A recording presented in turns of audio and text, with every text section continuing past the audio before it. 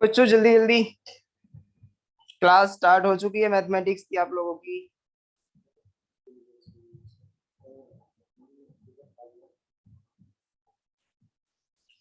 अच्छा, स्वयं महक, आज बस दो ही स्टूडेंट आए हैं बेटा, बाकी कहाँ गए सब? जल्दी जल्दी ज्वाइन करो सभी classes. Good morning sir. Good morning बेटा। स्वयं बाकी कहाँ गए भाई? आर्यन वार्यन सब कहाँ है? सो रहे हैं सर सब। अच्छा, जगाओ उन्हें। सब फोन में लगा उठा नहीं रहे। अच्छा, सार्थक आए हैं भाई, सार्थक तो उठ गए हैं। चलो क्लास स्टार्ट करते हैं भाई, जो सो रहा है उसे सोने दो। अच्छा, कल क्या चल रहा था क्लास में, याद है किसी को? कल क्लास में क्या चल रहा था?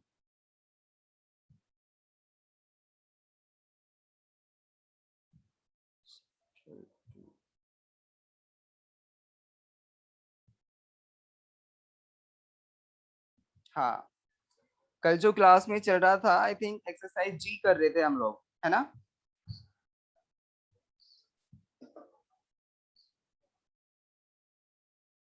जी।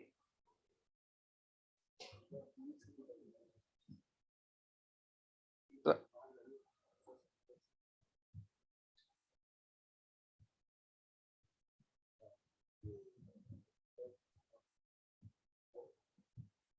बस इतना तो कर दो। हाँ, सबको प्रॉपर दिखाई दे रहा है ना बेटा? चलिए, अब हम चलते हैं अपनी एक्सरसाइज पे, जो हमने पीछे छोड़ी थी।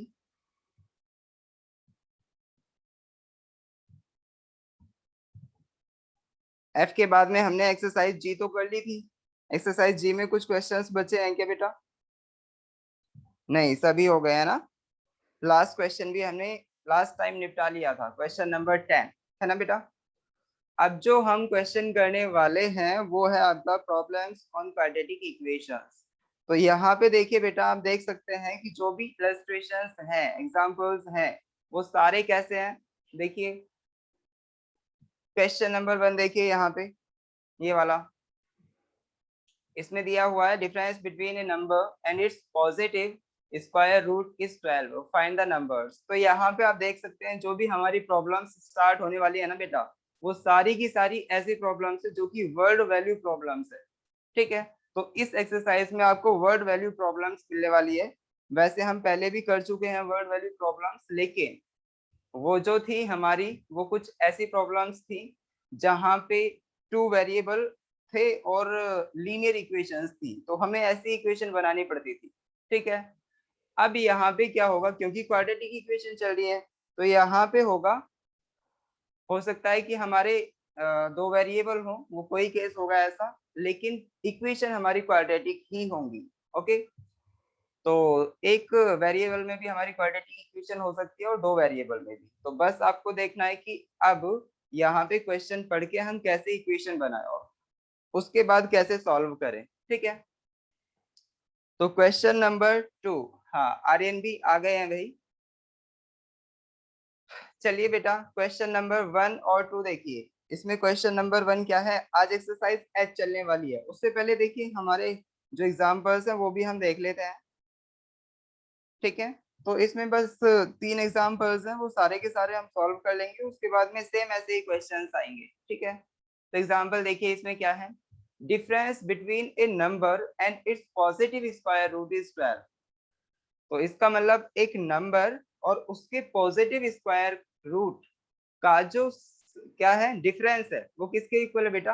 12 के इक्वल। तो अगर हम किसी नंबर को x माने और उसके पॉजिटिव स्क्वायर रूट को अंडर रूट एक्स, भाई पॉजिटिव स्क्वायर रूट उसका अंडर रूट एक्स हो जाएगा। तो अगर हम इन दोनों का डिफरेंस फाइंड आउट करते हैं तो वो 12 के इक्वल आता है। ओके, तो फाइंड द नंबर। तो ये कोई बड़ी बात नहीं, आप देख सकते हैं कितना आसान इजी सा क्वेश्चन है। ये वाली इक्वेशन बनेगी, भाई x हमारा नंबर था, उसके बाद में अंडर रूट एक्स उसका क्या हो गया, स्क्वायर रूट, और उनका जब हमने डिफरेंस फाइंड आउट किया तो वो आया x minus under root x is equal to 12। एक इक्वेशन है, उसे आराम से सॉल्व कर सकते हो आप लोग। समझ आ रहा है ना? आर्यन, सार्थक, स्वयं। महक कहाँ गई बेटा? आके भी गई। कर लोगे क्या इसे, या मैं कराऊं बेटा? समझ आ रहा है आपको देख के? समझ आ रहा है आप लोगों को देख के? Yes sir. ओके, कर लेंगे ना इसे? चलिए, तो अब हम आगे बढ़ जाते हैं। क्वेश्चन नंबर, इसमें जो एग्जाम्पल है वो 2 है। तो एग्जाम्पल 2 में क्या है बेटा, देखिए। A piece of iron rod cost, यानी इसकी जो कॉस्ट है वो कितनी है, 60। If the rod was 2 metre shorter and each metre cost 1 more, the cost would remain unchanged. What is the length of the rod? तो इसमें देखिए, इसे क्वेश्चन को पढ़िए। हाँ, सृष्टि आ गई हैं बेटा। कल कहाँ थे आप सृष्टि? कल आपने क्लास नहीं ली। देखिए, मैथमेटिक्स की क्लास में अगर आपकी एक दिन की भी क्लास छूट जाती है ना, तो आपको अगले दिन बहुत कम समझ आएगा। समझ तो आएगा, लेकिन बहुत कम। ठीक है, तो इसीलिए क्लास अपनी डेली लें। कोई बच्चा ऐसा नहीं होना चाहिए जो कि अपनी क्लास मिस कर रहा है। आज सुबह सुबह में भी बहुत गर्मी है बेटा। चलिए, तो इस क्वेश्चन को हम देख लेते हैं बेटा। इसमें क्या कहा है, देखिए। A piece of iron rod cost 60, यानी उसकी जो कॉस्ट है वो 60 है। तो यहाँ पे हम क्या करेंगे, सबसे पहले एक आयरन रॉड लेंगे, उसकी कुछ लेंथ मान के चलेंगे। Let us suppose the length of the iron rod is equal to x। ठीक है, x मीटर। तो उसके बाद में क्या करना है, रेट पर मीटर इज, तो रेट फाइंड आउट कर लेंगे। भाई, हम x लेंथ है हमारी, और 1 मीटर लेंथ की जो रेट है वो कितनी हो जाएगी, क्योंकि टोटल कॉस्ट जो है ना आयरन रोड की, वो कितनी है, 60 है। ठीक है, तो जब भी हम, भाई टोटल लेंथ, अगर हम रुपीज में टोटल लेंथ का डिवाइड कर दें, जो भी टोटल कॉस्ट है, टोटल कॉस्ट में लेंथ का डिवाइड कर दें, तो हमें क्या मिल जाएगी, रेट मिल जाएगी कि ये 1 मीटर लेंथ कितने रुपीज की है। ठीक है भाई, मान लो आप घर से कहीं बाहर गए बाजार में, और आपको एक लंबी सी रॉड खरीदनी है। ठीक है, लंबी सी रॉड जिसकी लेंथ मान लो 10 मीटर है। ठीक है, और आपने उसके 100 रुपीज दिए, और मैं कहूँ कि कितने रुपए पर मीटर पड़ी आपको, तो यही रेट है, कितने रुपए पर मीटर। तो आप जब फाइंड आउट करेंगे तो देखेंगे कैसे फाइंड आउट करेंगे। भाई, टोटल जो रुपीज थे 100 रुपीज, उसमें 10 का डिवाइड कर देंगे। 10 क्या था उसमें, 10 is the length of the rod. ठीक है, तो लेंथ का डिवाइड किया तो आपका क्या आ गया कि कितने रुपए की 1 मीटर लेंथ थी उसकी। आप फाइंड आउट कर लेंगे, और ये 1 मीटर लेंथ ही हमारा रेट होगा, रेट पर मीटर। ओके बेटा, तो 60 बाय x। आपने देखा होगा ना, कई बार सब्जी बेचने वाले आते हैं तो हम पूछते हैं भैया रेट क्या है आपकी सब्जी का, तो वो खुद ही बता देता है, 1 किलो का बताता है। ये नहीं कहता कि 10 किलो का इतना रेट है, नहीं, 1 किलो का इतना रेट है। आम बेचने वाला आया तो आप पूछते हैं भैया आम क्या भाव दे रखे हैं, तो वो कहता है कि भैया 10 रुपए किलो है। तो 10 रुपए किलो मीन्स 1 किलो 10 रुपए के हैं। उसके बाद में अगर आपको 10 किलो लेने हैं तो फिर 10 की मल्टीप्लाई कर देता है वो। इसका मतलब 10 किलो की कॉस्ट कितना हो गया, 100 रुपीज। और अगर हमें 100 रुपीज 10 किलो की कॉस्ट दी है, और हमें 1 किलो की कॉस्ट फाइंड आउट करनी है, तो 100 में 10 का डिवाइड करना पड़ेगा। समझ आ रहा है ना सभी को? तो वैसे ही अब ये वाला क्वेश्चन करना है, इसे देखें बेटा।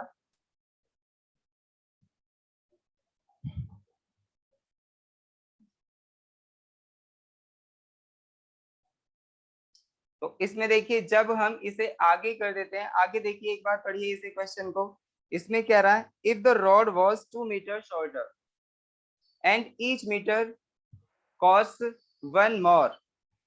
अब यहाँ पे क्या किया कि जब हम इसको शॉर्ट कर देते हैं, रॉड को, जो भी उसकी लेंथ थी, यानी पहले जो थी उसकी लेंथ x मानी थी, तो 2 मीटर शॉर्ट करने पे x-2 हो जाएगी।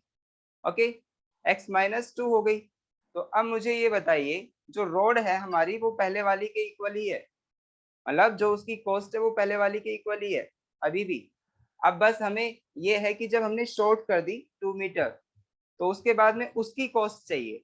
ठीक है, तो हम जो हमारा टोटल उसका प्राइस था, टोटल लेंथ का, तो उसका रेट फाइंड आउट कर लेंगे आप। तो उसका रेट जो पड़ेगा हमें, वो न्यू रेट पर मीटर इज 60 बाई x-2। तो अब हम यहीं से फाइंड आउट करने वाले हैं, ठीक है।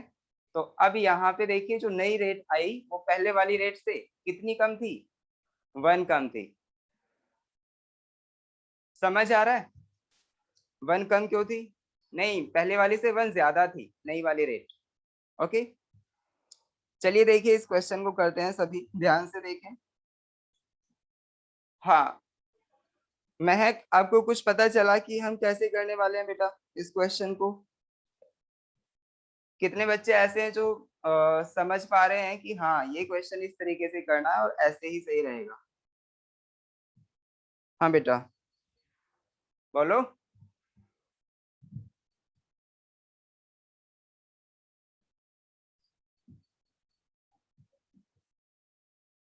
देखिए ये जो है हमारी वो है प्रॉब्लम ऑन क्वाड्रेटिक इक्वेशन, इसका मतलब वर्ड वैल्यू प्रॉब्लम है यहाँ पे।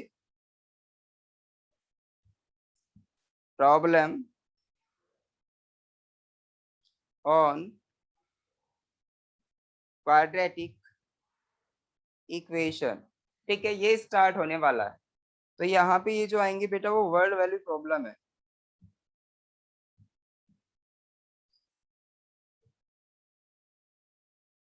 ओके, तो इससे पहले भी हम वर्ड वैल्यू प्रॉब्लम कर चुके हैं। आपको क्या एक इक्वेशन पर एक जो भी वर्ड्स में हमें गिवन होगा उसे पढ़ना होगा, उसकी हेल्प से हम क्या फाइंड आउट करेंगे बेटा, इक्वेशन, ठीक है। तो अब देखिए क्वेश्चन नंबर 2, इसमें जो दिया है वो क्वेश्चन नहीं एग्जाम्पल है।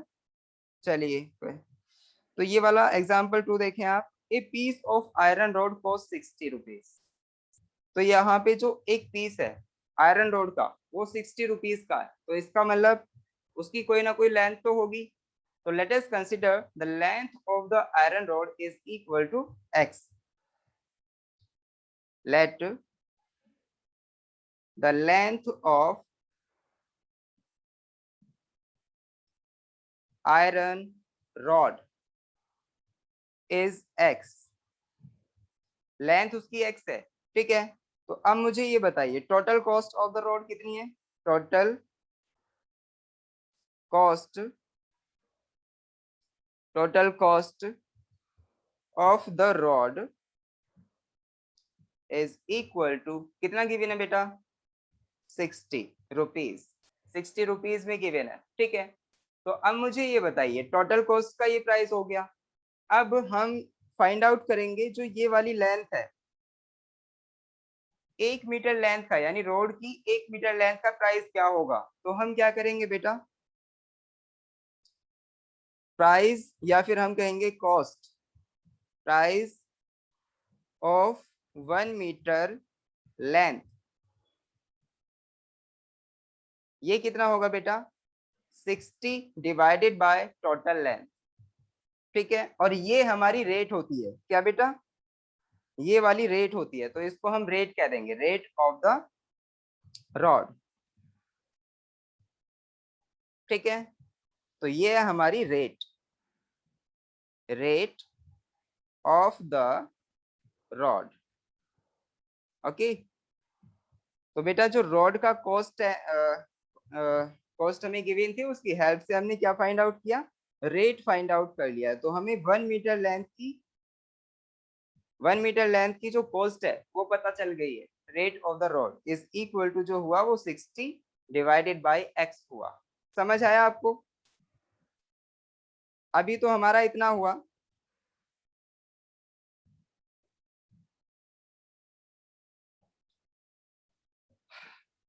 ये क्या हो रहा है?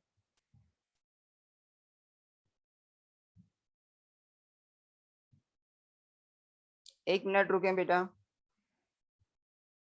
आज हम फिर से वापस पहुंच गए हैं, ये पता नहीं चला ये कैसे बैक हो गया।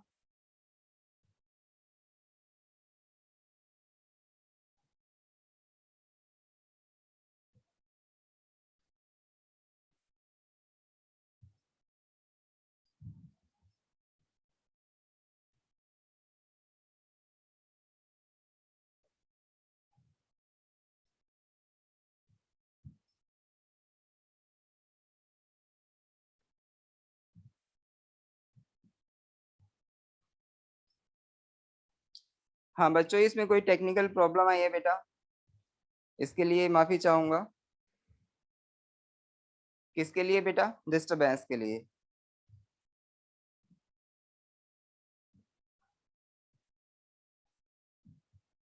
चलिए, मैंने दूसरी फाइल यहाँ पे ऑपरेट की है।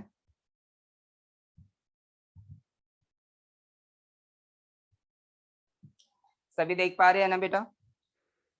हम सभी को क्वेश्चन दोबारा से करना होगा। देखिए, इसमें जो हम कर रहे हैं वो क्या कर रहे हैं, वो तो अच्छा है, हमारा ज्यादा क्वेश्चन नहीं हुआ था, हम वापस से कर सकते हैं। चलिए, problem on quadratic equation.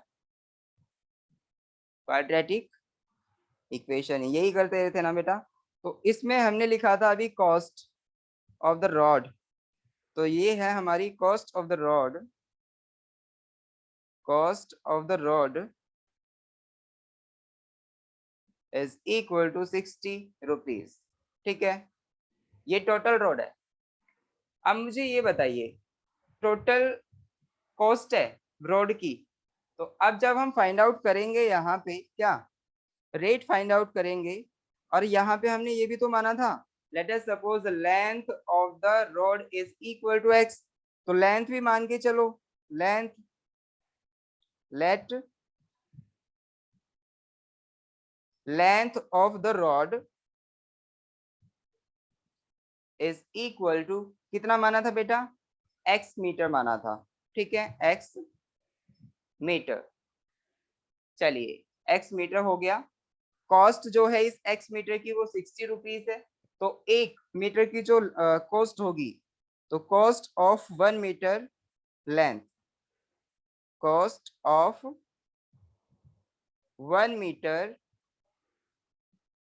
Cost of 1 metre length is equal to कितना होगा बताओ? अभी मैंने किया था 60 में डिवाइड कर दो x का, तो 1 मीटर का आ गया, और इसको हम क्या कहते हैं? रेट कहते हैं ना, तो ये रेट हो गया, rate of the rod. Rate of rod is equal to क्या हुआ? 60 डिवाइडेड बाय x। समझ आया? 1 मीटर रॉड की जो हमारी कॉस्ट है वो इतनी है। अब आगे बढ़िए क्वेश्चन को, इसमें क्या कह रहा है? If the rod was 2 metre shorter, तो अगर रॉड को 2 मीटर शॉर्ट कर दिया जाए, ठीक है, तो उसकी अब कोई नई कॉस्ट हमारी आएगी। अब देखिए क्या है, तो shorter and each metre cost 1 more, पहले से कितनी ज्यादा हो जाती है? 1 मोर हो जाती है। तो अब बताइए क्या होगा? सबसे पहले अब नई लेंथ फाइंड आउट करें। लेंथ जो आएगी हमारी वो क्या आएगी? Length of the rod. तो new length of the rod क्या होगी?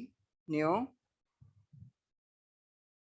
लेंथ ऑफ द रॉड वो होगी हमारी x माइनस 2 मीटर। ओके बेटा, x माइनस 2 मीटर। ओके,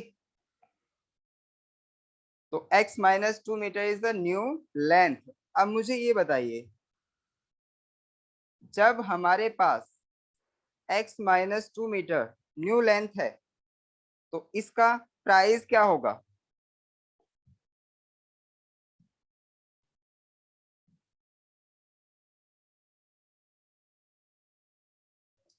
हाँ, x माइनस 2 मीटर।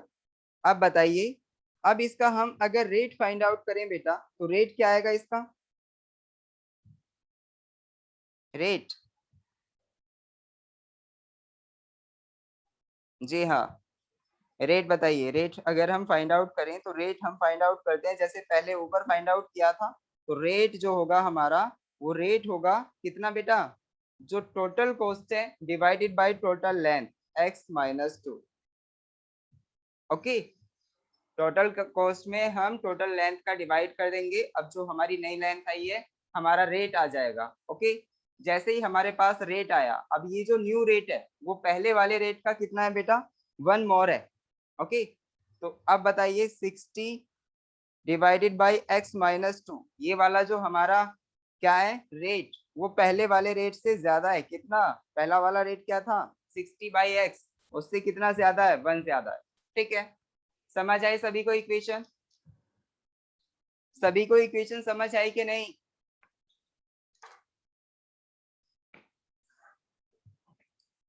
महक, सार्थक, आर्यन, सृष्टि, मुझे ये बताइए इक्वेशन समझ आई कि नहीं आई? महक को तो आ गई। अच्छा, महक, सार्थक और सृष्टि सभी को आ गई है। आर्यन को ये इक्वेशन समझ नहीं आई है। आर्यन आपको भी नहीं? अच्छा, आ गई, वेरी गुड। तो अब इसके बाद बताइए, इससे आगे हमें क्या करना है बेटा? इससे आगे तो हमें क्या करना है, देखिए बस इक्वेशन को थोड़ा मॉडिफाई करना है, उसके बाद में देखते हैं कौन सी इक्वेशन बनेगी। जो भी इक्वेशन बने उसे सॉल्व करना। तो इसको मॉडिफाई करके मैं छोड़ रहा हूँ, मॉडिफाई करिए इसे। देखिए यहाँ पे क्या आएगा, 60 divided by x minus 2 is equal to x। यहाँ पे एलसीएम आ जाएगा x। अब बताइए क्या हो जाएगा, 60 प्लस x, यही होगा ना एलसीएम जब हम लेंगे। x की इधर मल्टीप्लाई कीजिए और इसकी इधर मल्टीप्लाई कीजिए, तो यहाँ पे ये क्या होगा, 60 x is equal to 60 plus x into x minus 2, यही होगा ना। अब देखिए 60x ऐसे ही रहेगा इज इक्वल टू, इसकी मल्टीप्लाई कीजिए, तो जब हम 60 की मल्टीप्लाई x में करेंगे तो 60x आ गया। जब हम 60 की मल्टीप्लाई 2 में करेंगे तो कितना आएगा बेटा, माइनस का 120। ओके, फिर x की मल्टीप्लाई x में करेंगे तो कितना आएगा, प्लस एक्स स्क्वायर, और x की मल्टीप्लाई माइनस 2 में करेंगे तो माइनस 2x। ओके, तो यहां से देख सकते हैं आप क्या हुआ बेटा, 60 से हमारा 60 कैंसिल हो रहा है ना, 60 से 60 कैंसिल। ओके, तो अब मुझे ये बताइए 60 से 60 जब कैंसिल हो जाता है तो बचता क्या है, सिर्फ ये वाला।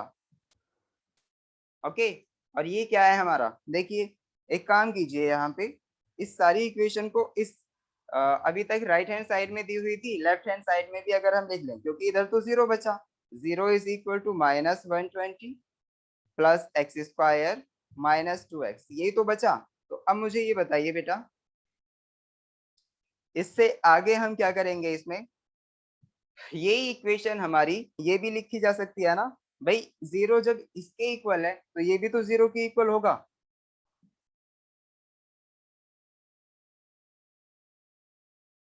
सभी को समझ आया? मैंने कोई साइन चेंज नहीं किया है।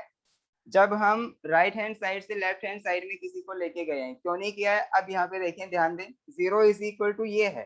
भाई मेरे को ये बताओ, अगर मैं कह रहा हूँ कि 2 मल्टीप्लाई 4 इज इक्वल टू कितना होता है, 8, तो मैं 8 इज इक्वल टू 2 मल्टीप्लाई 4 भी तो लिख सकता हूँ।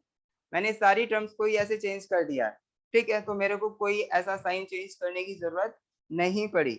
अब मुझे ये बताओ, मैंने इक्वेशन को ये लिखा, क्या ये सिंपल फॉर्म है क्वाड्रेटिक इक्वेशन की? सार्थक, आर्यन, महक, सृष्टि, बताओ। सिंपल फॉर्म है ना बेटा, आसानी से सॉल्व कर सकते हैं ना इसे?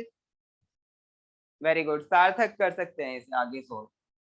ये क्वाड्रेटिक इक्वेशन बन चुकी है बेटा, और क्वाड्रेटिक इक्वेशन को सॉल्व करना हमारे लिए कोई बड़ी बात नहीं होगी। देखिए यहाँ पे 120 है, 120 के ऐसे फैक्टर्स कीजिए, भाई 120 की जब हमने 1 में मल्टीप्लाई की तो 120 ही आया, 120 के ऐसे फैक्टर्स कि बीच में क्या आ जाए, 2 आ जाए, बीच में 2 आ जाए।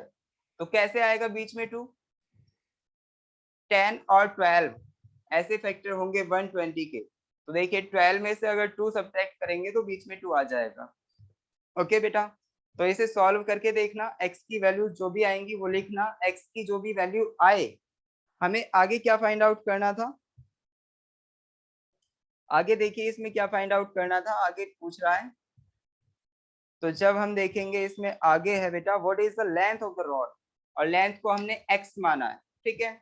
तो जब हम x फाइंड आउट कर लेंगे यहाँ से, तो हो सकता है हमारा एक आंसर माइनस में आए और एक आंसर प्लस में आए। तो अब मुझे ये बताइए, माइनस वाला हमारा आंसर सही होगा या प्लस वाला? कॉस्ट, कॉस्ट जब भी हम पढ़ते हैं तो कॉस्ट हमारी ऑलवेज 0 से ग्रेटर होती है ना बेटा, तो आंसर हमारा 0 से लेस कैसे हो सकता है, नेगेटिव कभी नहीं होगा। तो जो भी नेगेटिव आंसर आएगा उसे हम नेग्लेक्ट कर देंगे और जो भी पॉजिटिव होगा वो हमारा सही आंसर होगा, यानी प्लस वाली वैल्यू को हम अपना आंसर मानेंगे। ओके, तो महक सही कह रही है बेटा। चलिए अब इसे आगे सॉल्व कर लेना, हम नेक्स्ट आगे क्वेश्चन पे बढ़ रहे हैं बेटा।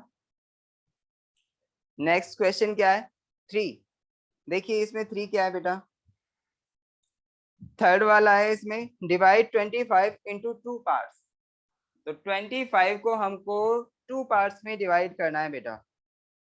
2 पार्ट्स में कैसे डिवाइड करना है? देखिए लेट अस सपोज हमारा एक पार्ट जो है इसको 25 को करना है ना 2 पार्ट्स में, so that sum of their reciprocal is 1/6। तो जो 2 पार्ट में हमें डिवाइड करना है ना, उसका एक पार्ट मान लो 25 का x है और दूसरा पार्ट जो है वो y है, तो x plus y is equal to 25 हो जाएगा। ठीक है, अब बताओ रेसिप्रोकल का सम, तो 1/x is the reciprocal of x और 1/y is reciprocal of y, second वाले का। तो अब मुझे ये बताओ उनका जो सम आएगा यानी 1/x plus 1/x is equal to क्या आएगा? 1/6 के इक्वल आएगा। ठीक है बेटा, तो आप इससे सॉल्व कर सकते हैं। y की वैल्यू आप रखें क्योंकि x plus y is equal to हमारे पास जो वैल्यू है वो 25 है, उसकी हेल्प से हम y की वैल्यू फाइंड आउट कर लेंगे। जैसे ही हम इक्वेशन में रखेंगे आंसर आ जाएगा। कर लेंगे ना आप इसे सभी? सार्थक, आर्यन, महक, सृष्टि, कर लेंगे ना आप? स्वयं कहाँ गया? स्वयं आके भी चला गया क्या?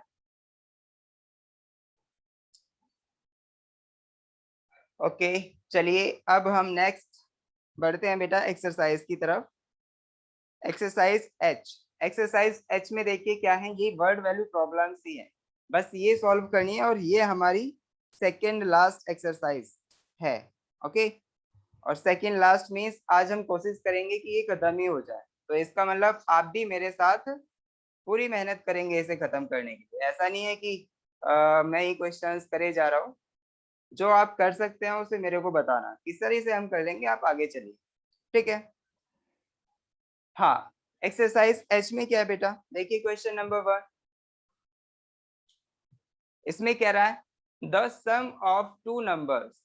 जी हाँ, ये दा लिखा हुआ है बेटा, the sum of two numbers is 8 and the sum of their square is 34।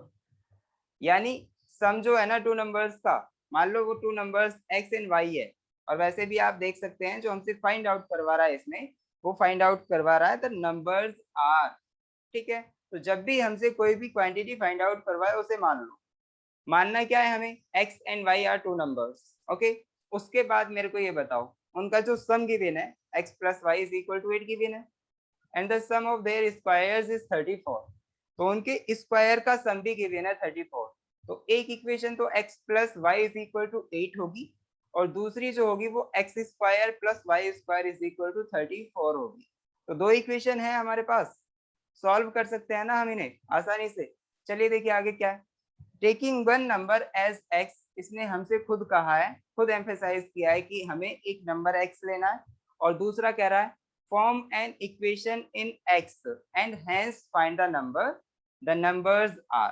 तो नंबर हमारे क्या होंगे वो हमें फाइंड आउट करना। ठीक है, चलिए मैं इसमें इक्वेशन बना के छोड़ दूंगा, उससे आगे आप खुद करना। ओके, क्वेश्चन नंबर जो है हमारा वो देखें आप, क्वेश्चन नंबर 1 एक्सरसाइज एच का।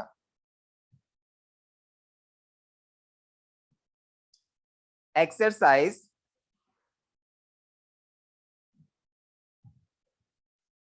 एच क्वेश्चन नंबर 1, इसमें क्या है बेटा? देखें the sum of two numbers. तो सबसे पहले हमें भाई सम फाइंड आउट करने से पहले हमें नंबर्स का तो पता हो। तो नंबर्स हमें वैसे उनकी वैल्यू तो पता नहीं होगी, लेकिन नंबर हम मान सकते हैं। Let us suppose let numbers are x and y, these are numbers. तो इनका सम क्या होगा बेटा? x plus y is equal to क्या होगा? 8, इक्वेशन नंबर 1। अब कह रहा है उनके स्क्वायर्स का sum and the sum of their squares is 34। तो इनका स्क्वायर क्या आएगा बेटा?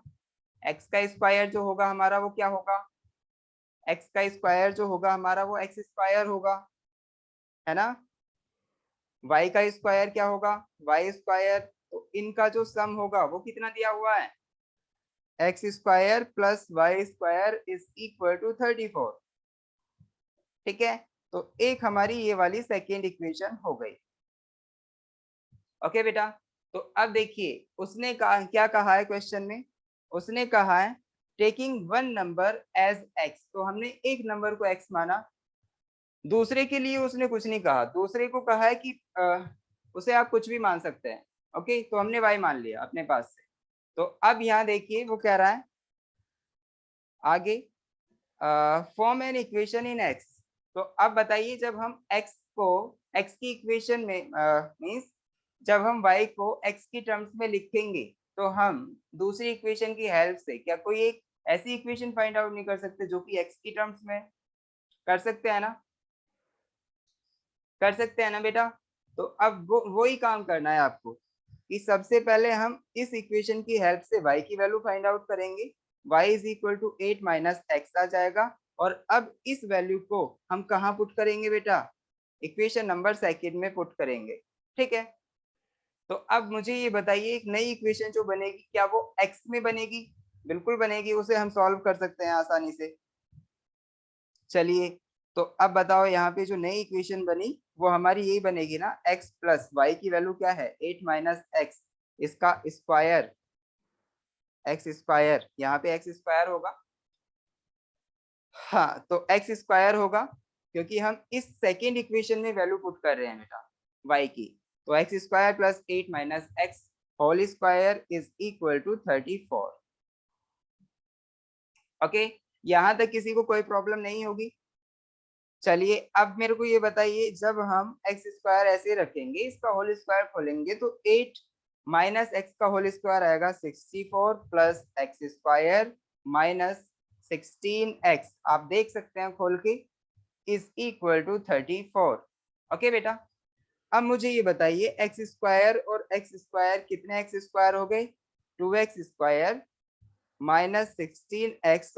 अब बताइए 34 जब हम इधर ले जाके 34 में से सॉरी 34 64 में से सब्ट्रैक्ट करेंगे तो कितना आएगा बेटा, ये माइनस हो रहे हैं ना, तो इसको माइनस कर रहे हैं हम 30। हाँ, तो ये 30 बचेगा, तो 30 जैसे ही हम यहाँ पे रखेंगे plus 30 is equal to 0। Okay, तो यहाँ देख सकते हैं आप हमारे पास एक ऐसी इक्वेशन है जो कि a x square plus b x plus c is equal to 0 की फॉर्म में है। तो यही तो हमारी एक क्वाड्रेटिक इक्वेशन होती है। तो अगर ये क्वाड्रेटिक इक्वेशन है तो ये भी तो हमारी क्वाड्रेटिक ही होगी, होगी कि नहीं, ये भी क्वाड्रेटिक ही होगी ना बेटा। तो अब मुझे ये बताइए इसे सॉल्व करना आपके लिए बहुत बड़ी बात है क्या,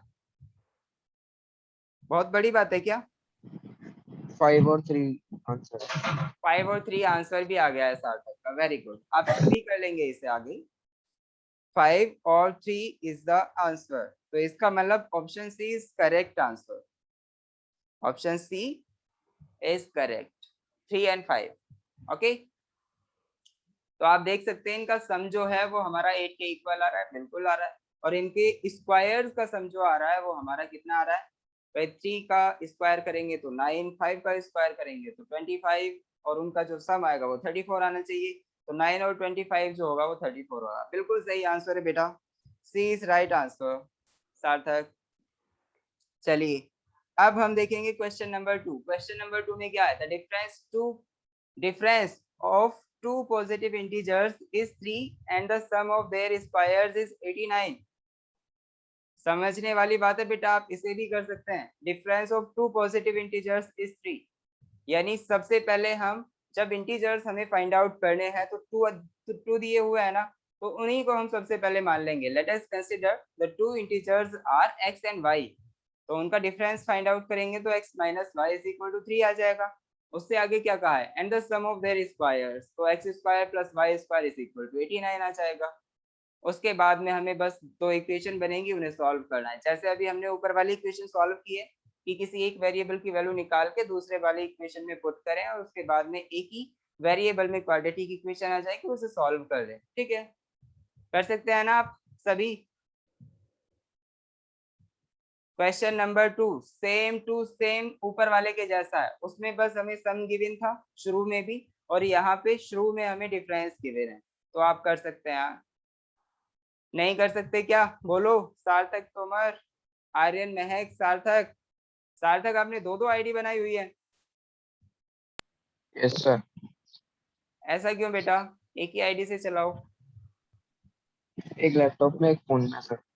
अच्छा, एक लैपटॉप में है एक फोन में है। चलिए महक, आपका हुआ बेटा?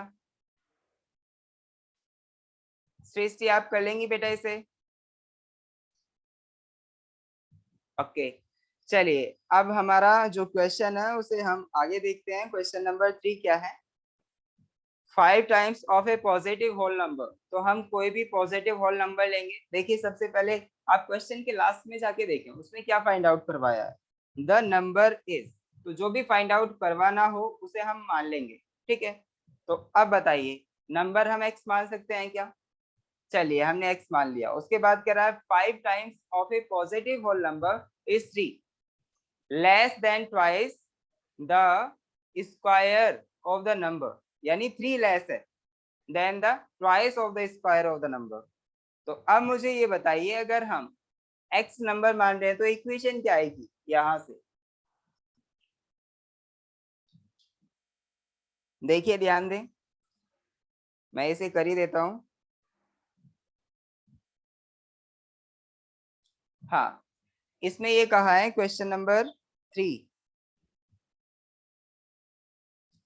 क्वेश्चन नंबर 3 में कहा है बेटा 5 times of a positive whole number. तो सबसे पहले हम होल नंबर मानेंगे, उसके बाद ही तो उसका 5 टाइम्स करेंगे। तो लेट सॉल्यूशन देखें इसका। Let x be the whole number. Okay, तो ये हमारा होल नंबर है। उसके बाद अगर हम इसका 5 टाइम्स करें तो 5 टाइम्स जो आता है ना हमारा, 5 times of this number is equal to 3 less, कह रहा है ना आगे, is 3 less than twice of the number. तो किससे? 3 किससे कम है बेटा? ट्वाइस से। किसके ट्वाइस से? नंबर के ट्वाइस से। तो इसका मतलब जब हम नंबर का ट्वाइस करते हैं तो उससे 3 लेस है। एक minute, 5 times of a positive whole number is 3 less than twice of the square. बेटा स्क्वायर से ट्वाइस कम है। एक मिनट, ये कह रहा है than twice the square of the number, यानी 3 लेस देन है किससे? ट्वाइस ऑफ किसका? स्क्वायर ऑफ द नंबर, इससे। ध्यान से समझे बेटा, 3 लेस है क्या? 5 टाइम्स जो है नंबर का 5 टाइम वो 3 लेस है। किससे 3 लेस है? Twice of the square of number से, ठीक है। तो इसका मतलब जो हमारी इक्वेशन बन रही है यहाँ पे 5x is equal to 2x square minus 3 is the equation. तो क्या आप इस इक्वेशन को सॉल्व नहीं कर सकते? 2x square minus 5x minus 3 is equal to 0। ये वाली इक्वेशन सॉल्व करना आपके लिए काफी इजी होगा, आप कर सकते हैं। मैं इसे यहीं छोड़ रहा हूँ। Okay, solve this equation and tell me the answer.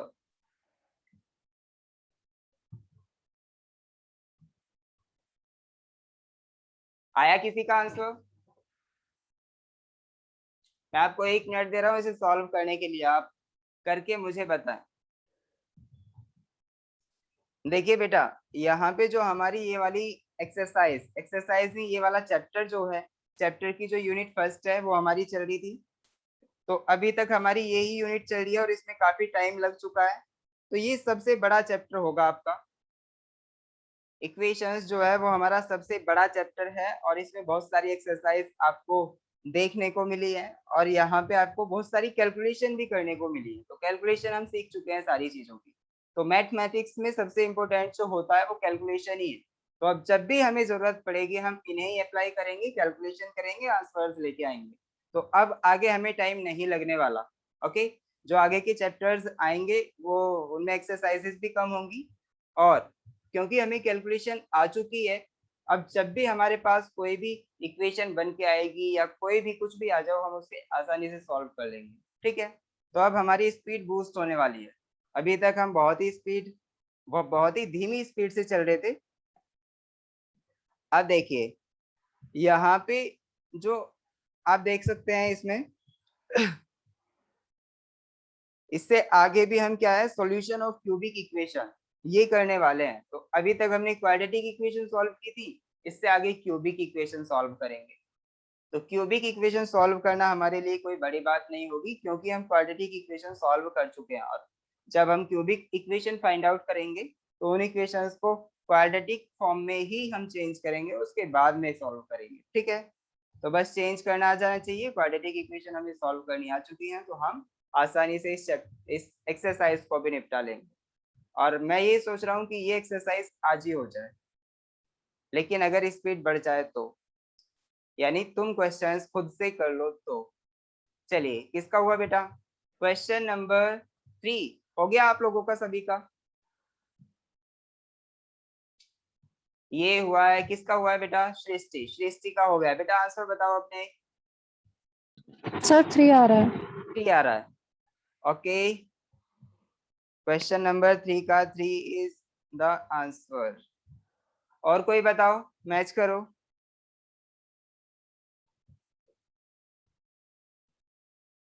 Question number 3 का 3 राइट आंसर है बेटा। महक का भी आ गया है, और किसका आ गया है?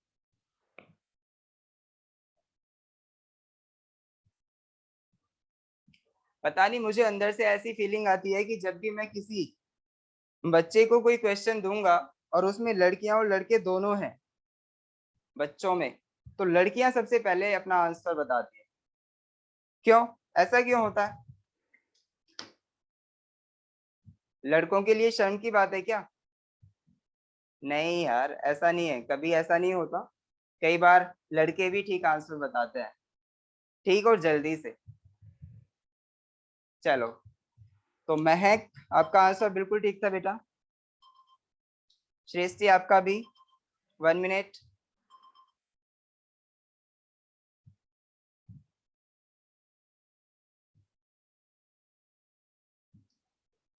हाँ बेटा, चलिए अब हम क्वेश्चन नंबर 4 की तरफ आगे बढ़ने वाले हैं। क्वेश्चन नंबर 4 में क्या है? The area of rectangular field is 2000 square metre and its perimeter is 180 meter. Form a quadratic equation by taking the length of the field as x and solve it to find the length and breadth of the field. The length and breadth are, यानी length और breath पूछा है, तो जो भी हमसे पूछा हो क्वेश्चन में, सबसे पहले हम क्या करते हैं बेटा? उसी को मान लेंगे। तो let us suppose the length of the field is equal to x and the breadth is equal to y. Okay? तो अब मुझे ये बताओ, अगर किसी भी रेक्टेंगुलर फील्ड का जो लेंथ है वो x हो और जो उसका ब्रेथ है वो y हो, तो उसके बाद में उसका एरिया और पेरीमीटर क्या होंगे? बता सकते हैं आप? एरिया और पेरीमीटर। एक ऐसा रेक्टेंगल या एक ऐसा रेक्टेंगुलर फील्ड जिसका एक साइड यानी जो लेंथ है वो क्या हो बेटा? लेंथ x के इक्वल है, और जो उसकी ब्रेथ है, ब्रेथ कितनी दी हुई है बेटा? y के इक्वल। तो उसका एरिया जो होगा वो कितना होगा? एरिया, पहले मेरे को एरिया बताओ। नहीं पता किसी को भी? चलिए मैं बता देता हूँ, ये तो बहुत इजी क्वेश्चन था। चलिए बेटा, बस आपको यही पता होना चाहिए कि एरिया हमारा किसके इक्वल होता है। एरिया हमारा किसके इक्वल होता है, और क्या पता होना चाहिए आपको कि पेरीमीटर क्या होता है, ये भी पता होना चाहिए। चलिए अब हम बात करते हैं एक रेक्टेंगुलर फील्ड की। तो सबसे पहले एक रेक्टेंगुलर फील्ड की शेप देखें। रेक्टेंगल क्या होता है? किसी को पता है रेक्टेंगल क्या होता है?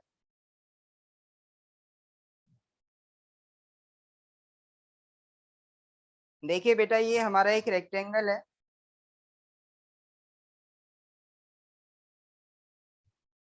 रेक्टेंगल एक ऐसी शेप है जिसमें, देखिए बेटा, ये जो सामने सामने की साइड होती है वो इक्वल होती है, और साथ में जो इसके इनसाइड वाले एंगल होते हैं इनसाइड वाले एंगल होते हैं वो 90 डिग्री होते हैं, तो इसको हम क्या कहते हैं बेटा? ये एंगल पता है आपको क्या होते हैं 90 डिग्री? एंगल्स के बारे में पढ़ा हुआ है किसी ने? चलिए, ये 90 डिग्री का एंगल होता है, यानी इसकी जो सारी साइड, ये सारी साइडों को बीच में जो भी हमारा एंगल है वो 90 डिग्री के इक्वल ही है। So this is a rectangle.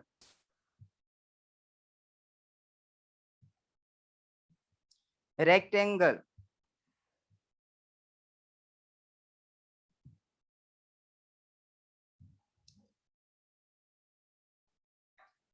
Okay बेटा, तो रेक्टेंगल हमारा ये होगा। अब मुझे ये बताइए, अगर इसकी ये वाली साइड, ये वाली x मान लें और ये वाली साइड y मान लें, तो मुझे ये बता दो अब कि इसका एरिया क्या होगा। तो देखिए, एरिया ऑफ रेक्टेंगल जो होता है इस केस में वो क्या होता है? Area of rectangle is equal to x into y. Okay, this is the area. अगर हम इसकी लेंथ में ब्रेथ की मल्टीप्लाई कर दें तो वो हमारा क्या आ जाएगा बेटा? एरिया आ जाएगा। तो length multiply breath is the area of the rectangle. ठीक है, तो एरिया जो हुआ इसका a इज इक्वल टू, हम कह सकते हैं a, वो x इंटू वाई हो गया। अब मुझे ये बता दो, पेरीमीटर क्या होता है बेटा? किसी को पता है पेरीमीटर? 2 लेंथ प्लस हाँ, 2 into length plus breadth. Very good. इसका मतलब जो हमारी पेरीमीटर होती है, देखिए बेटा पेरीमीटर क्या होती है आपको दिख रहा होगा, रेक्टेंगल में जितनी भी ब्लू लाइन है, ब्लू वाली लाइन देख रहे हैं आप, ये वाली, ये वाली, ये वाली और ये वाली, ये टोटल लेंथ जो है हमारी वो क्या है? पेरीमीटर है। तो अगर हम यहाँ से चले इस पॉइंट से, तो देखिए ये वाली y, यहाँ से यहाँ तक y, ठीक है, यहाँ से यहाँ तक क्या हुआ? ये वाली x, इससे आगे फिर से ये वाली y, इससे आगे फिर से ये वाली x, जब ये सब ऐड होंगे तो कितना आएगा बेटा? This is perimeter. तो पेरीमीटर इज इक्वल टू, देखिए पेरीमीटर इज इक्वल टू जो होगा हमारा वो होगा x plus y plus x plus y. ठीक है, क्योंकि 2 बार x ऐड हो रहा है और 2 बार y ऐड हो रहा है, तो इसका मतलब ये पेरीमीटर हुआ। अब मुझे ये बताओ, ये टोटल पेरीमीटर जो आया क्या वो 2 इंटू एक्स प्लस वाई के इक्वल आया? हाँ जी सर, बिल्कुल आया। चलो अब मुझे ये बता दो, एरिया तो ये हो गया, पेरीमीटर ये हो गया, क्या ये दोनों चीजें गिवन है क्वेश्चन में? हाँ गिवन तो है, देखो सब चेक करो। ये रहा, स्क्वायर मीटर में हमें एरिया गिवन है, कितना बेटा? 2000 स्क्वायर मीटर। और ये क्या है? 180 मीटर पेरीमीटर। तो हमें x plus y means 2 into x plus y की वैल्यू ये है और x इंटू वाई की वैल्यू ये है। तो जब हमारे पास ये सारी वैल्यूज हो तो हम क्या फाइंड आउट कर सकते हैं? x और y फाइंड आउट कर सकते हैं। 2 इक्वेशन होंगी हमारे पास, उन्हें हम सॉल्व कर लेंगे। चलिए करते हैं बेटा।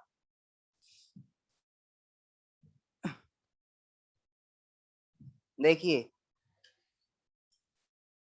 2 into x plus y is equal to, जो गिवन है बेटा वो 180 मीटर गिवन है। ओके, और जो x इंटू वाई गिवन है वो कितना गिवन है? x into y 2000 square metre, है ना? ये इसकी यूनिट्स हैं। तो हम जब इक्वेशन लिख रहे हैं तो उसे यूनिट की लिखने की कोई आवश्यकता नहीं है बेटा। तो ये इक्वेशन 1 होगी, ये इक्वेशन 2 होगी, दोनों को सॉल्व करें, आंसर लेके आए। ठीक है, कर सकते हैं ना आप इससे आगे? कर सकते हैं ना, या इससे आगे भी मैं ही करूं? कितने बच्चे ऐसे हैं जो कह रहे हैं कि सर हम कर लेंगे? आप आगे चलो। कोई भी नहीं है?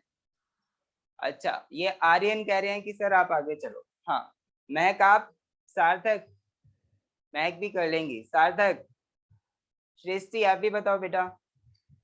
सर ये तो कर लिया था, इसकी वैल्यू अलग अलग आ रही है, 2 वैल्यू आ रही है। 2 वैल्यू आ रही है ना? तो मुझे ये बताओ, 2 वैल्यूज जो आ रही हैं वो कैसी कैसी आ रही हैं पॉजिटिव और नेगेटिव भी हैं क्या उसमें? नहीं, दोनों पॉजिटिव है। सारी वैल्यूज पॉजिटिव है।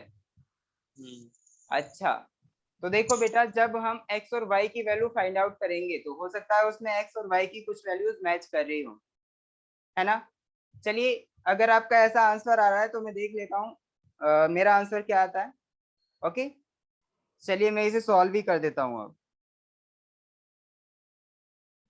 हाँ, अब मुझे ये बताओ बेटा, पहली वाली इक्वेशन को सॉल्व करें अगर हम, तो पहली वाली इक्वेशन में क्या है?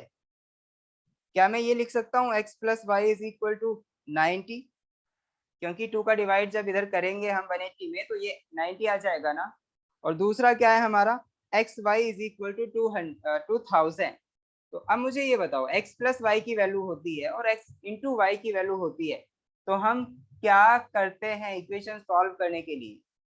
या तो किसी एक इक्वेशन में से x या फिर y की वैल्यू फाइंड आउट करके किसी दूसरी इक्वेशन में रख दो, लेकिन जब आप रखोगे ना तो एक क्वाड्रेटिक इक्वेशन बनेगी। तो क्वाड्रेटिक इक्वेशन का मतलब समझ रहे हो आप? तो क्वाड्रेटिक इक्वेशन का मतलब ये है कि किसी एक वेरिएबल में क्वाड्रेटिक इक्वेशन, तो इसका मतलब ये है कि उस एक वेरिएबल की वैल्यू ही 2 आने वाली है। तो आपने ऐसा ही किया होगा ना बेटा आर्यन, आपने ऐसा ही किया था ना कि आपने किसी एक वेरिएबल की वैल्यू फाइंड आउट की और दूसरी इक्वेशन में पुट कर दी, तो क्वाड्रेटिक इक्वेशन बनी, है ना बेटा? सर यही किया। हाँ, हाँ तो सर। आपको जो करना है ना, जब हमें दिख रहा है कि लेंथ भी एक होगी और ब्रेथ भी एक होगी, तो हम एक काम करेंगे कि जब हम क्वेश्चन का सॉल्यूशन करें तो उस तरीके से करें कि हमारी एक ही वैल्यू आए।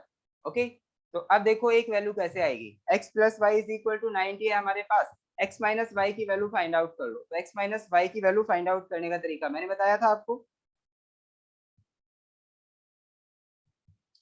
देखिए बेटा, x minus y is equal to under root क्या आएगा, x plus y whole square minus 4x into y, यही होता है ना, बताया था ना पहले ये वाला फॉर्मूला। हाँ सर बताया तो था, याद आ गया मुझे, है ना। Under root x plus y की वैल्यू क्या है 90, तो 90 का square minus 4 into x into y की वैल्यू क्या है बेटा, एक्स इंटू वाई की वैल्यू है 2000। ओके, तो अब बताओ यहाँ से ये क्या आने वाला है, अंडर रूट जब हम 90 का स्क्वायर करेंगे क्या ये आएगा 8100 माइनस 4 में 2 की मल्टीप्लाई करो तो ये कितना आया 8000। तो 8100 में से जब हम 8000 सब्ट्रैक्ट करेंगे तो कितना आएगा बेटा, x minus y is equal to जो आएगा वो अंडर रूट 100 आ जाएगा। ओके, तो x minus y is equal to जो आया वो 10 के इक्वल आ गया। ये हमारी इक्वेशन नंबर 3 है। ओके, अब देखिए x minus y is equal to 10 और x plus y is equal to क्या था, x plus y is equal to 90।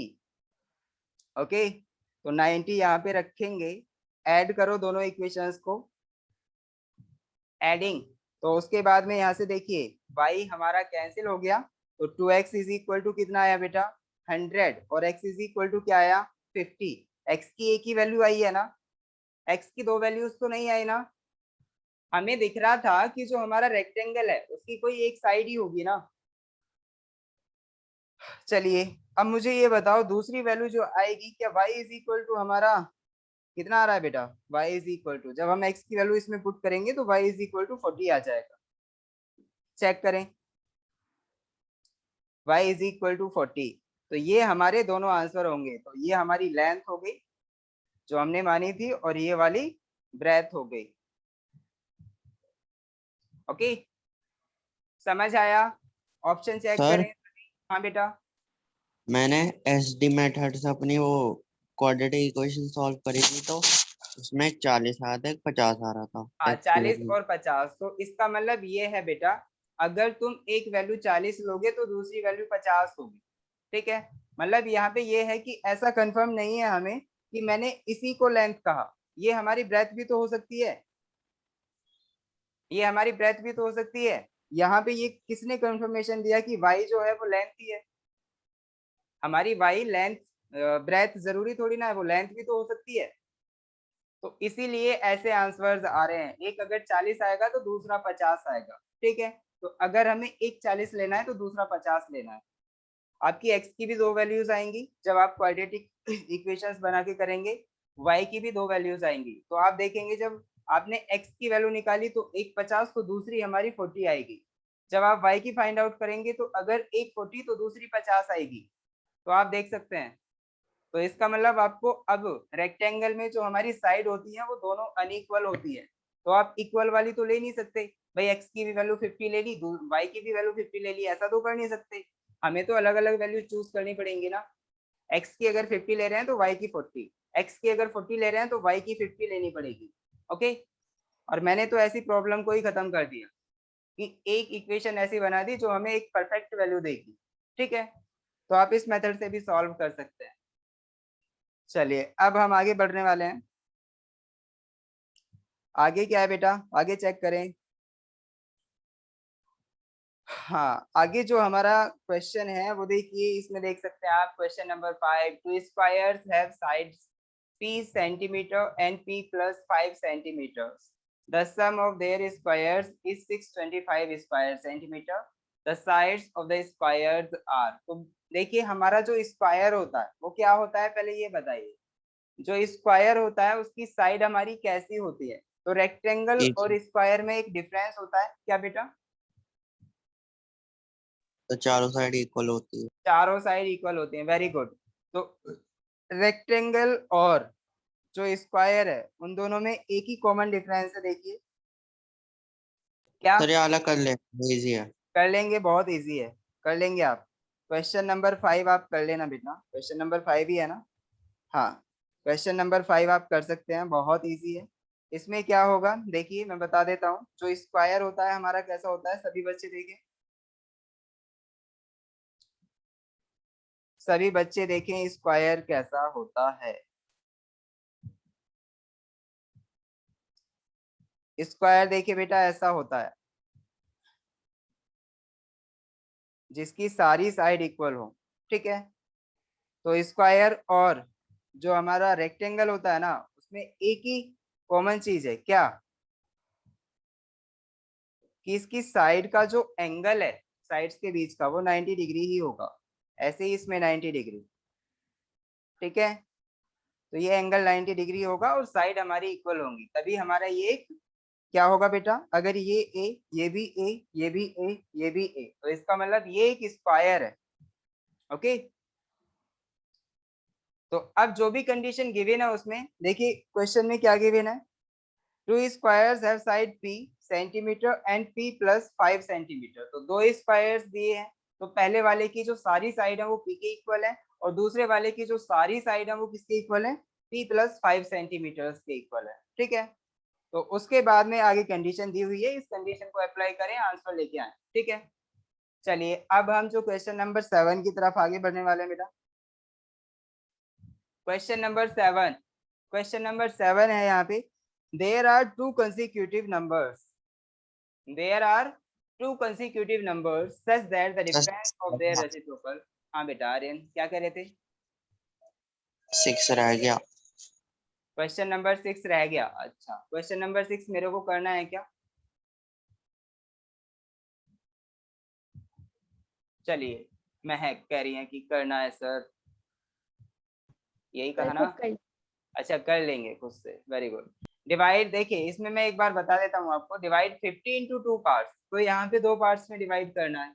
Numbers पूछा हुआ है, तो let us suppose numbers are x and y, तो उनका जो सम दे रखा है, डिवाइड कह रहा है ना, 50 को 2 पार्ट्स में डिवाइड करने का मतलब ये है कि जब उन दोनों पार्ट्स को ऐड कर देंगे तो 50 के इक्वल आएगा, ठीक है। तो x plus y is equal to 50 हो गया। आगे क्या है, two parts such that the sum of their squares is 1/12।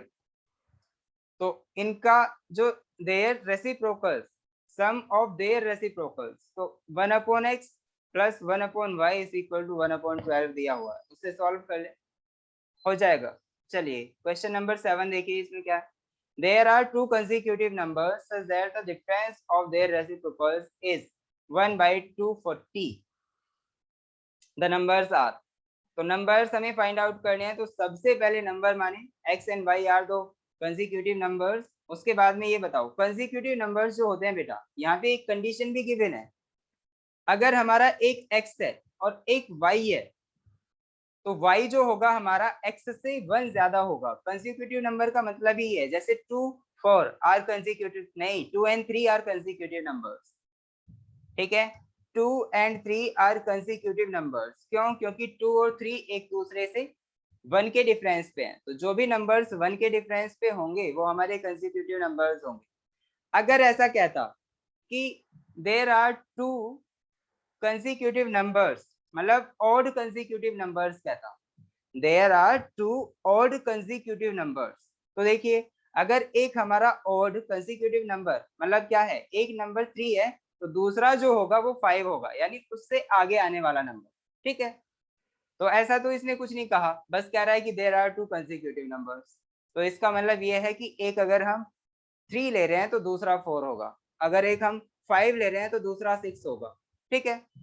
Consecutive number का मतलब ये है बेटा। तो अगर हम एक x ले रहे हैं तो दूसरा क्या होगा, x प्लस 1 होगा, बस यही वाली कंडीशन है और कुछ नहीं। हो जाएगा क्या? नहीं पल्ले पड़ा किसी के भी? हाँ सर चलो हो गया, सब आ गया। हो गया, आंसर भी आ गया। गुड इट बेटा। देखिए जिसका नहीं आया वो देख लो, मैं क्या करूंगा बस कंसेक्यूटिव नंबर के बारे में बता रहा हूँ। तो let us consider, let two consecutive numbers are two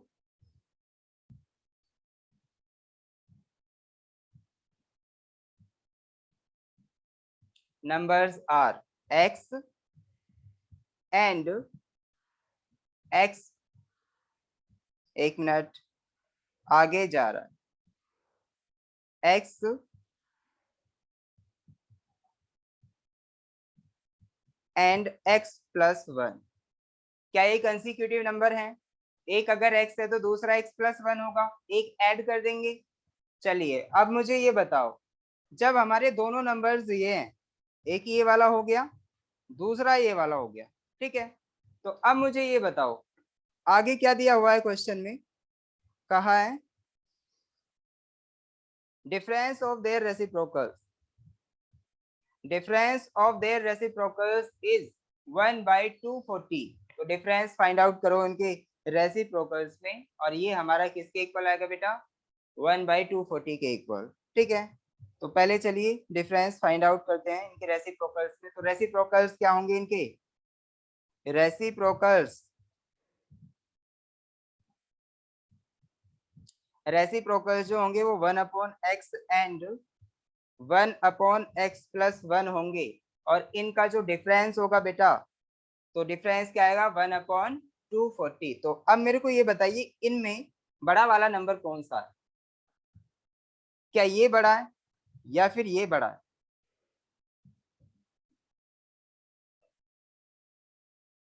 बड़ा कौन सा है भाई, ये बड़ा है ना, ये बड़ा ही होगा। देखिए जब हम 1 में 2 का डिवाइड करते हैं और 1 में 3 का डिवाइड करते हैं, तो इसका मतलब जब 2 का डिवाइड किया तो बड़ा नंबर आया और 3 का डिवाइड किया तो उससे छोटा नंबर आया। तो यहाँ पे देखिए ये 2 का डिवाइड और ये 3 का डिवाइड, ठीक है, ऐसा ही है ना कुछ। तो ये वाला बड़ा हुआ, दिस इज बिग। तो अब हम डिफरेंस फाइंड आउट करेंगे। तो डिफरेंस जो फाइंड आउट करते हैं, बिग में से स्मॉल को सब्ट्रैक्ट करके करते हैं ना बेटा। तो 1/x में से अगर हम 1/x प्लस 1 को सब्ट्रैक्ट कर देंगे तो कितना बचेगा, 1/240। This is the difference between the reciprocals of to consecutive numbers, okay. तो यहाँ पे हमारी ये वाली इक्वेशन बनी, इसे हम एक सादा सिंपल वाली फॉर्म में लेके आएंगे, उसके बाद सॉल्व करेंगे तो देखेंगे कि कौन सी इक्वेशन बनने वाली है। एक क्वाड्रेटिक इक्वेशन बनेगी मेरे हिसाब से, उसे सॉल्व कर लेना, ठीक है सभी। अब आइए आगे, आगे हम चलते हैं भाई, आगे क्वेश्चन नंबर 8। हाँ क्वेश्चन नंबर 8 में क्या कहा है, the hypotenuse of A right angle triangle is 20 centimetre. The difference between its other two sides be 4 centimeter. The sides are. कितने बच्चे ऐसे हैं जो कह रहे हैं कि सर ये क्वेश्चन तो बहुत आसान है, इसे हम कर लेंगे। अच्छा, कितने बच्चे ऐसे कह रहे हैं कि सर हमें तो हाइपोटेनस राइट एंगल ट्रायंगल के बारे में ही नहीं पता, तो कैसे करेंगे? सर ये पाइथागोरस थ्योरम से करेंगे। वेरी गुड आर्यन, आप बिल्कुल सही कह रहे हैं। Pythagoras theorem right angle triangle के लिए यूज की जाती है। Very good. तो जब भी हम राइट एंगल ट्रायंगल की बात कर रहे हैं तो पाइथागोरस थ्योरम, और पाइथागोरस थ्योरम क्या कहती है बेटा? देखिए पहले पाइथागोरस थ्योरम को ही देख लें, उसके बाद क्वेश्चन पे बढ़ेंगे आगे। ओके, तो पाइथागोरस थ्योरम ये कहती है कि हमारे पास एक राइट एंगल ट्रायंगल होगा। तो देखिए अगर ये हमारी एक साइड है, ये हमारी एक साइड है, कौन सी बेटा?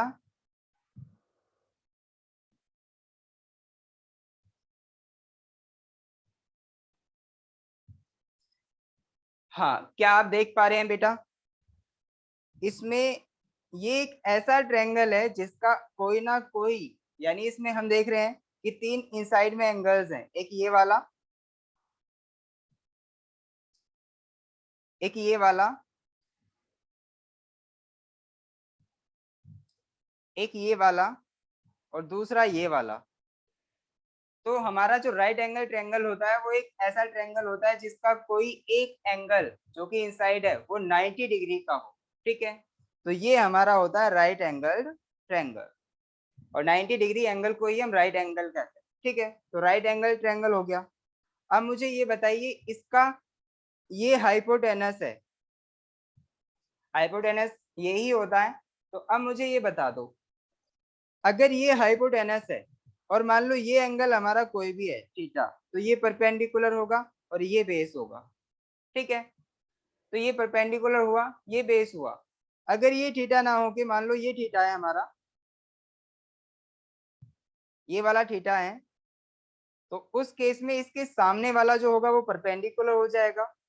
थीटा के सामने वाला परपेंडिकुलर होता है, और ये हमारा बेस हो जाएगा। ठीक है, तो यहाँ पे बेस और परपेंडिकुलर हमारे भले ही चेंज हो जाए, लेकिन हाइपोटेनस हमारा ऑलवेज सेम रहेगा। 90 डिग्री के सामने वाला जो होता है वो हाइपोटेनस होता है। तो यही हमें गिवन है। उसके बाद में देखिए थ्योरम क्या है हमारी, पाइथागोरस थ्योरम जो है, पाइथागोरस थ्योरम है हमारी बेटा, ध्यान दें। पाइथागोरस थ्योरम ये कहती है कि हमारा हाइपोटेनस का जो स्क्वायर होता है वो perpendicular square plus base square के इक्वल होता है। This is the theorem, hypotenuse theorem. Okay, तो अब आप देख सकते हैं क्या बेटा, क्या देख सकते हैं आप कि हाइपोटेनस का square is equal to p square plus b square, means perpendicular square plus base square. ठीक है, तो ये है हमारी पाइथागोरस थ्योरम।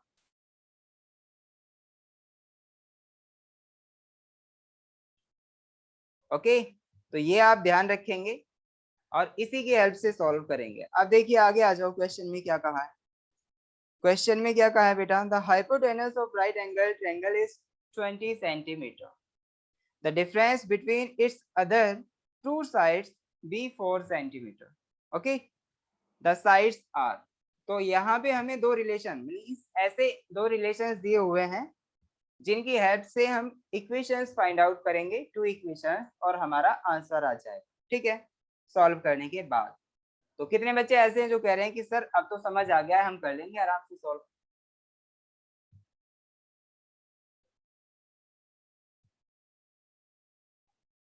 कोई भी नहीं है ऐसा? चलो मैं ही कर देता हूँ।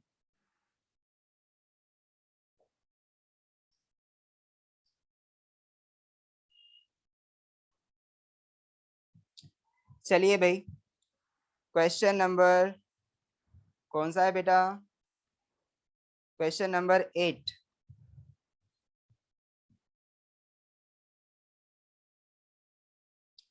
क्वेश्चन नंबर 8, इसमें क्या है देखिए, हाइपोटेनस गिवन है, hypotenuse of right angle triangle is 20 centimetre, hypotenuse is given। तो इसके लिए क्या करना होगा हमें?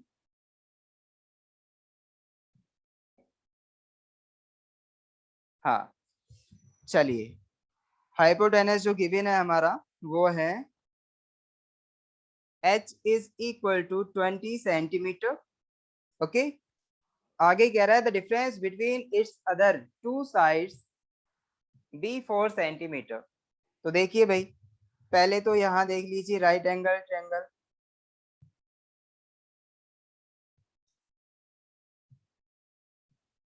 ये राइट एंगल ट्रायंगल हो गया, इसमें ये हाइपोटेनस हो गया, और साथ ही साथ ये हमारा परपेंडिकुलर और बेस हो गया। ठीक है, ये 90 डिग्री। हाइपोटेनस हमें गिवन है 20 सेंटीमीटर।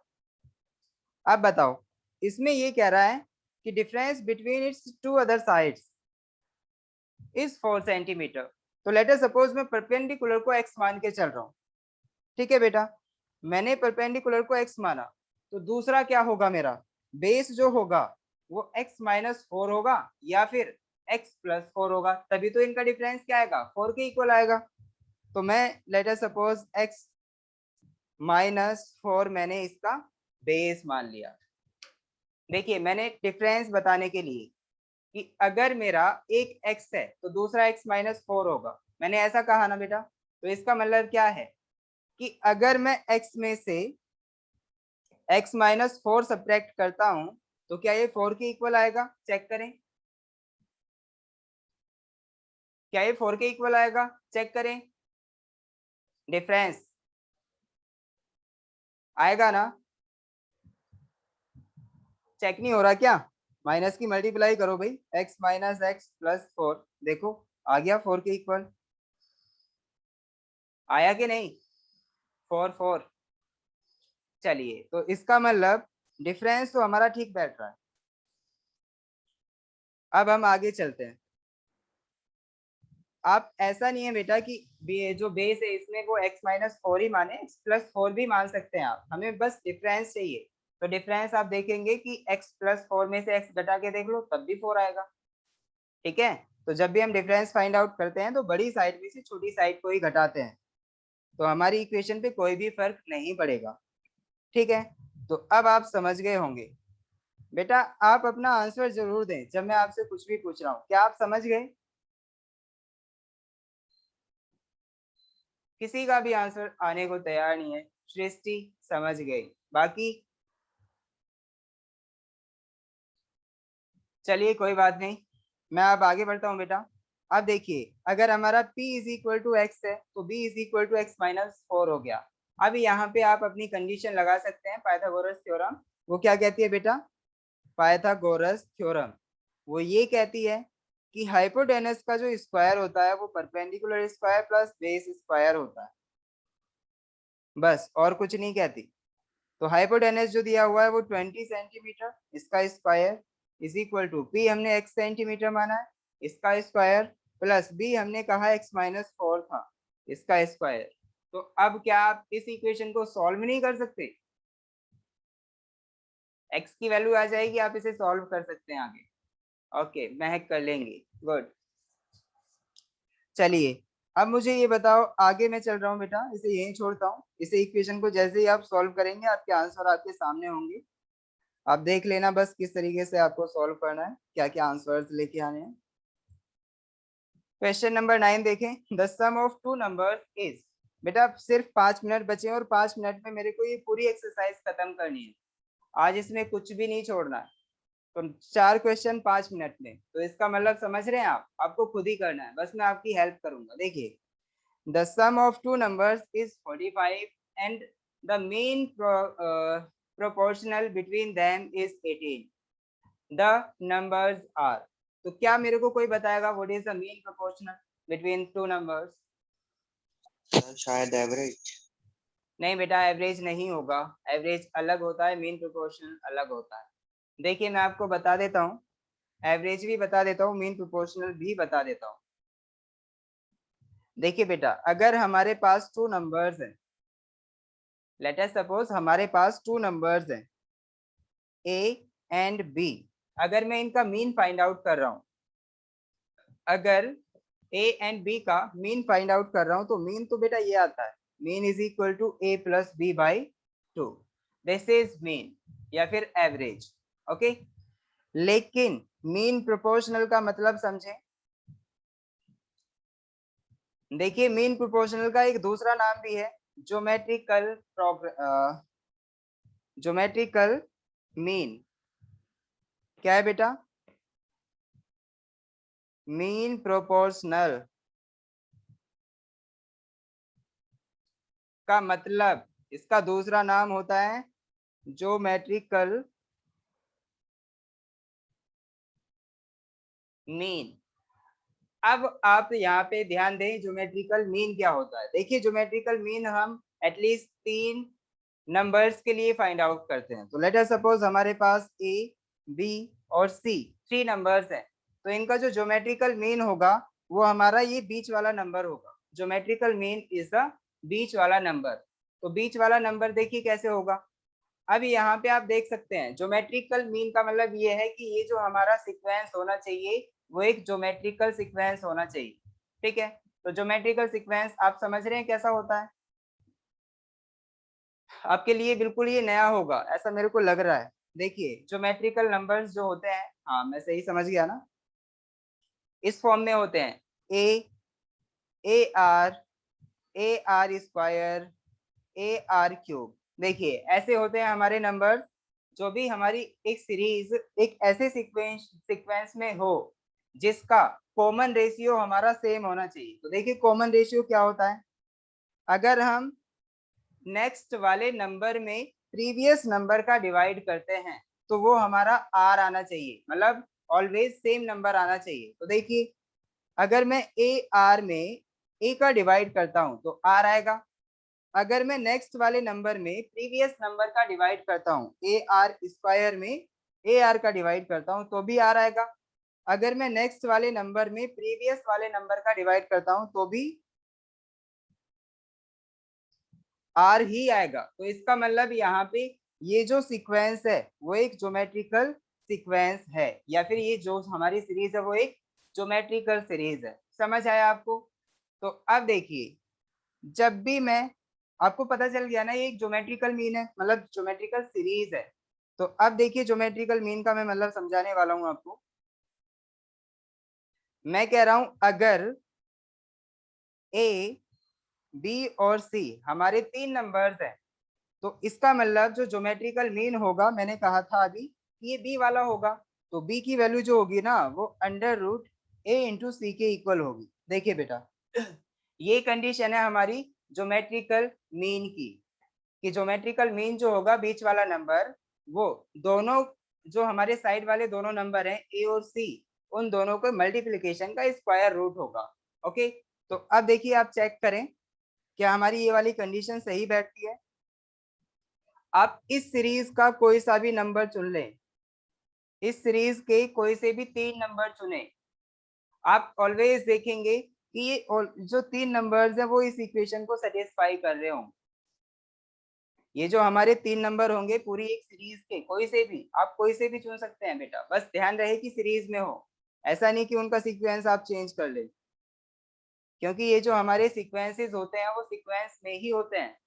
सीरीज, ज्योमेट्रिकल सीरीज आप पढ़ेंगे आगे, मैं पढ़ाऊंगा, सब कुछ पढ़ाऊंगा आपको। इसीलिए मैं सबसे पहले इक्वेशन सॉल्व करवा रहा हूँ, क्योंकि इक्वेशन अगर हमें सॉल्व करनी आ गई तो आगे मैथमेटिकल में कोई प्रॉब्लम नहीं आएगी, मैथमेटिक्स में कोई प्रॉब्लम नहीं आएगी। समझे आप? और इसीलिए इतना टाइम लग रहा है हम लोगों को। सबसे पहले इक्वेशंस, तो देखिए बेटा ये हमारा क्या हो गया, ये वाला है हमारा ज्योमेट्रिकल मीन, या फिर हम इसको दूसरा नाम दे देते हैं। दूसरा नाम क्या है आपका? Mean proportional. ठीक है, मीन प्रोपोर्शनल। समझ आया? तो अब आ जाओ अपने क्वेश्चन पे। क्वेश्चन क्या है? द सम ऑफ टू, नहीं ये है हमारा, हाँ क्वेश्चन नंबर 9। क्वेश्चन नंबर 9 में है the sum of two numbers is 45 and the mean proportional between them is 18. The numbers are, ठीक है, तो मीन प्रोपोर्शनल जो है वो 18 गिवन है। ओके, तो अब देखिए सम ऑफ टू नंबर्स इज 45। तो देखिए बेटा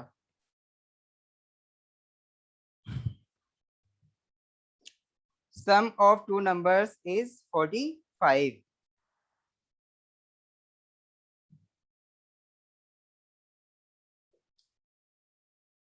Sum of numbers is equal to 45. तो let us suppose A and C are the number. तो इनका जो सम होगा वो हमारा 45 के इक्वल आएगा. तो मैंने कहा A plus C is equal to 45. This is the sum of two numbers. ठीक है. तो अगर इनका यानी A और C का जो मीन प्रोपोर्शनल है, मैंने कहा था ना मीन प्रोपोर्शनल हम बीच वाले नंबर को कहते हैं. तो इनका जो मीन प्रोपोर्शनल है मीन्स B, वो क्या है हमारा, वो अंडर रूट A इंटू सी के इक्वल होता है. समझाया ना मैंने. तो मीन प्रोपोर्शनल की वैल्यू आपको गिवन है. This is mean proportional.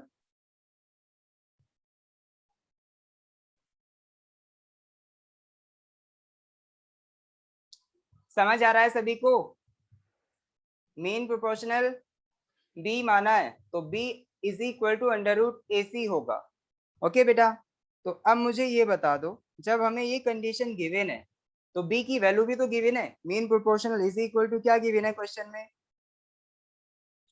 ये गिवन है बेटा 18. आप देख सकते हैं 18 गिवन है. तो ये जो 18 है वो B की वैल्यू गिवन है. तो यहाँ पे हम रखेंगे B की वैल्यू रखो. चलो ये 18 के इक्वल हो गया. तो इसका मतलब क्या हुआ, जब हमारा under root AC is equal to 18 आ जाता है बेटा, तो AC इज इक्वल टू क्या आ जाएगा, प्लस माइनस नहीं, यहाँ पे स्क्वायर कर रहे हैं तो ये प्लस का ही होगा. स्क्वायर करेंगे तो इसका मतलब 18 स्क्वायर. ओके. तो अब जब ये 18 स्क्वायर है तो 18 का स्क्वायर क्या होता है बेटा, AC is equal to 18 square क्या होता है, क्या कोई बताएगा मुझे? 18 स्क्वायर की वैल्यू क्या होती है? 324. 324. वेरी गुड बेटा. चलिए तो ये हो गया हमारा 324. तो AC की वैल्यू है हमारे पास, A प्लस C की वैल्यू है 45. तो क्या हम A और C फाइंड आउट नहीं कर सकते? कर सकते हैं ना बेटा. देखिए जब भी हमारे पास A इंटू सी यानी प्रोडक्ट ऑफ टू नंबर्स और sum of two numbers find out हो, तो सबसे पहले आप क्या फाइंड आउट करें, डिफरेंस ऑफ दैट नंबर्स. ठीक है. तो A minus C find out करने का तरीका क्या होगा बेटा, under root A plus C का whole square minus 4A into C, for A into C. समझ रहे हैं आप? जब हमारे पास सम ऑफ रूट्स होते थे, जब हम अल्फा और बीटा रूट्स लेके चलते थे, तो अल्फा प्लस बीटा और अल्फा इंटू बीटा की वैल्यू होने पे जब हम अल्फा माइनस बीटा की वैल्यू फाइंड आउट करते थे, क्या हम इसी फॉर्मूले से करते थे बेटा? यही फॉर्मूला था ना. तो अब हम सेम यही फॉर्मूला लगा के यहाँ पे वैल्यूज फाइंड आउट करेंगे. तो देखिए यहाँ पे A minus C is equal to under root A plus C का होल स्क्वायर मीन्स 45 का स्क्वायर, क्योंकि A प्लस सी की वैल्यू हमारे पास 45 है, माइनस 4 इंटू ये जो आया था हमारे पास 324 क्या AC की वैल्यू. तो ये जो है हमारी 324 AC की वैल्यू यहाँ पे पुट कीजिए. उसके बाद में 45 का स्क्वायर फाइंड आउट करें और 4 की मल्टीप्लाई इसमें करके, इसमें 4 की मल्टीप्लाई करके आप इन्हें घटाएं, A माइनस सी की वैल्यू आ जाएगी. जैसे ही A माइनस सी की वैल्यू आएगी तो A माइनस सी वाली इक्वेशन और इस वाली इक्वेशन की हेल्प से आप A और C की वैल्यू फाइंड आउट कर सकते हैं. बेटा आप यहीं इसे अपने आप से करना, इससे आगे मैं इसे अब क्लास को यहीं पे ओवर करने वाला हूँ. ओके. क्लास ओवर होने जा रही है बेटा. अब जो भी इसमें क्वेश्चंस बचे हैं, देखिए जो आपकी एक्सरसाइज बची है इससे आगे, इसमें क्वेश्चन नंबर 10, 11 एंड 12 ये क्वेश्चन आप पढ़ के देखें, आप इसे आराम से सॉल्व कर सकते हैं. ठीक है. इन क्वेश्चंस को आराम से सॉल्व कर सकते हैं. अब मेरा जो कल का काम है, कल का काम ये होगा कि मेरे को ये वाला जो पोर्शन बचा हुआ है ना, solution of cubic equation, this is last portion of this unit first. Okay. मैं इसे पूरी तरह से फिनिश करने वाला हूँ कल. मैं आते ही बस यहाँ से स्टार्ट करूंगा। अगर आपको इन क्वेश्चंस में प्रॉब्लम आती है तो आप मुझसे पूछ सकते हैं, ठीक है? समझ आ रहा है?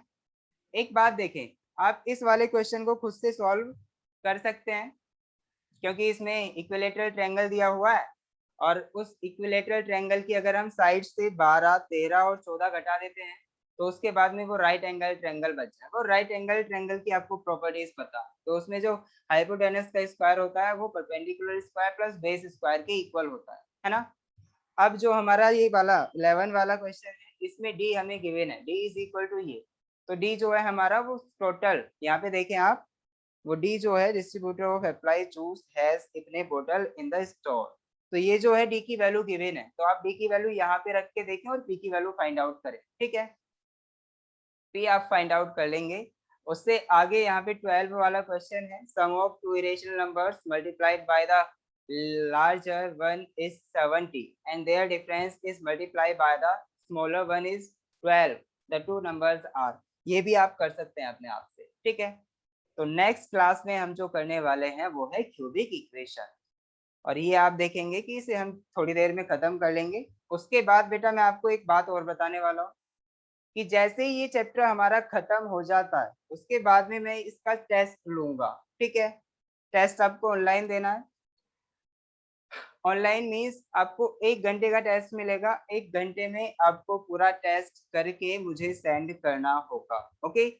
तो इस पूरी एक्सरसाइज का आपका टेस्ट होगा, जिसमें हमारे सारी एक्सरसाइजेज आ जाएंगी, इस पूरी यूनिट का टेस्ट होगा, सारी एक्सरसाइज जो भी है हमारी ए से लेके आई तक है ना? हाँ, ए से लेके आई तक है। तो ये सारी की सारी एक्सरसाइज आपकी अच्छे तरीके से प्रिपेयर्ड होनी चाहिए ताकि आप अच्छे से टेस्ट दे पाएं, ओके?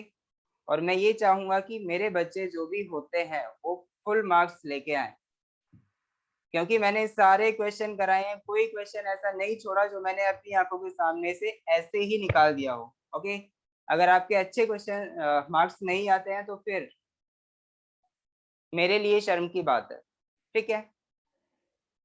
चलिए बेटा, अब आप डिसाइड करना कि आपको मेरे को शर्म से मेरा सर झुकाना है या फिर उठाना है।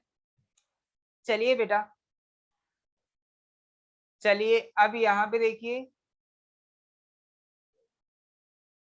हाँ, ये जो एडिशनल क्वेश्चंस हैं, एडिशनल क्वेश्चंस आपको खुद करने हैं।